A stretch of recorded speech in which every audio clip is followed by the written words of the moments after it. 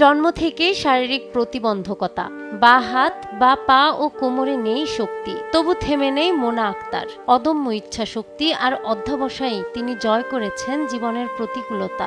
এবার পাশ করেছেন এইচএসসি পরীক্ষায়। মৌলভীবাজারের জুড়ে উপজেলার গোয়ালবাড়ি ইউনিয়নের রত্না চা বাগানের দিনমজুর পরিবারের সন্তান মোনা আক্তার। জন্ম থেকেই শরীরের বাঁ পাশ অচল প্রায়, তবু জীবনের শুরু থেকেই হার মানেননি তিনি। প্রতিদিন ডান হাত আর ডান পায়ে ভর দিয়ে হামাগুড়ি দিয়ে পাড়ি দিতেন প্রায় 1.5 কিলোমিটার পথ। এরপর বাসে চেপে ফুলতলা ইউনিয়নের শাহ নিমাত্রা সাগরনাল ফুলতলা কলেজে ক্লাস করতেন। এবার এইচএসসি পরীক্ষা দিছি, তো আমি যাওয়া হচ্ছে আমার অনেক কষ্ট হয়। আমি যদি কলেজে যাই তাহলে আমি আটি বাট আমার খুব কষ্ট হয়। আর আজ আমি এত দূর আইসা মানে পড়ালেখায় আটকা গেছি আর এই আর্থিক সমস্যায়। আমার খুব ইচ্ছে আমি পড়তাম, অনেক বড় হইতাম। আর্থিক সমস্যার কারণে আমি পড়াটা এখানে আমার বন্ধ হয়ে যাইতেছে।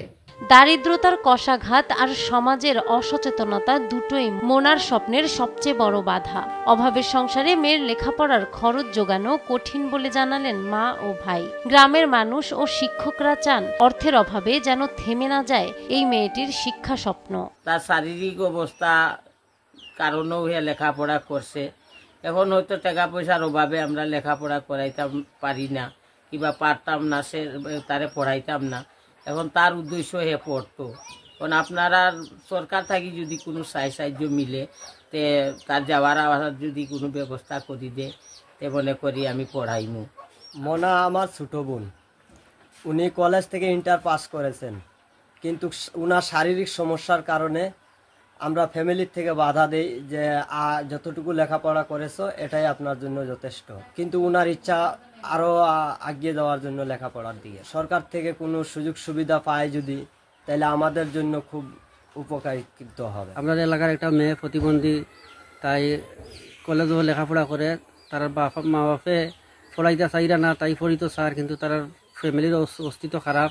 যদি আপনারা সবাই তাই একটু হেল্প করেন, তাই লেখাপড়া করতো, তাই ইচ্ছুক আছে লেখাপড়া করার।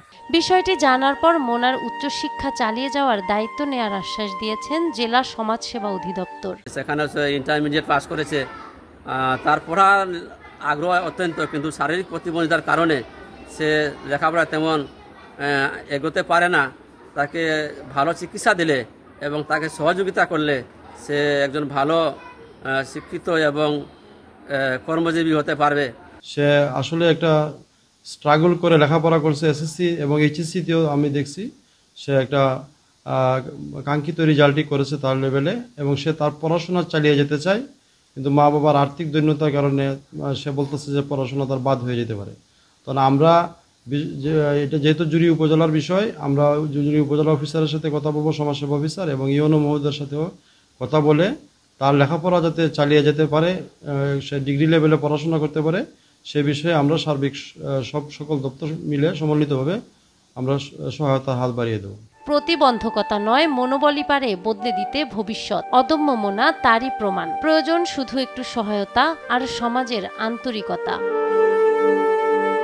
নাহার বৃষ্টি, নিউজ ডেস্ক, দেশ টিভি।